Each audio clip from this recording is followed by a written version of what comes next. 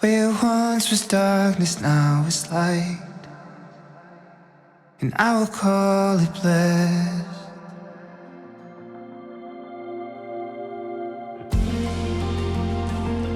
Long before I started in music, I've been saturated in scripture. It has been an utter constant in my life.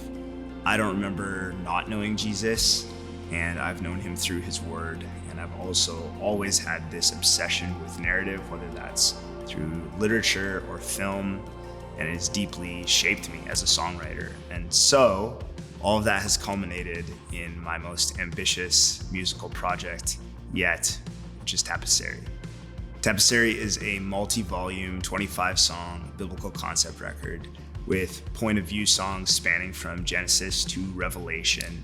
If you think about the narrative style of my song Goliath, mixed with the sonic approach of All Ye Lepers and what I've been honing since then, that'll give you a sense of what this is going to feel like. And in fact, my song Goliath Reimagined, as well as my song Kingdom, are going to be part of later volumes of this work. The songs come from all manner of perspectives. Yahweh, a love song from Adam to Eve, Abel's ghost speaking to Cain after he's already murdered him, the ministry of Jesus through the eyes of a Pharisee, like how can I make him look beautiful through the viewpoint of somebody who hates him. At times the songs will be extremely granular, focusing on very specific moments. At other points, they will be very broad, covering entire movements of the Old and New Testament. There's going to be 3 volumes total, and volume 1 is going to cover from the creation narrative all the way to the establishment of Israel and the law. Visually, I'm partnering with my incredible wife, Caitlin Rose, to help bring the album art to life. It's going to be a mosaic of 25 tiles, each tile forming its own abstract image that together form a unified image. The name is a Greek transliteration of the word tapestry, where the whole is comprised of parts that individually work on their own, but ultimately unify to tell the salvation story through Jesus.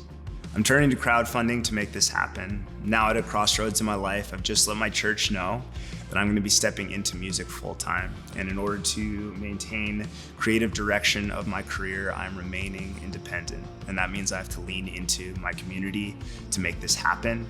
And it's members from my community, my family and friends who've encouraged me to take this step.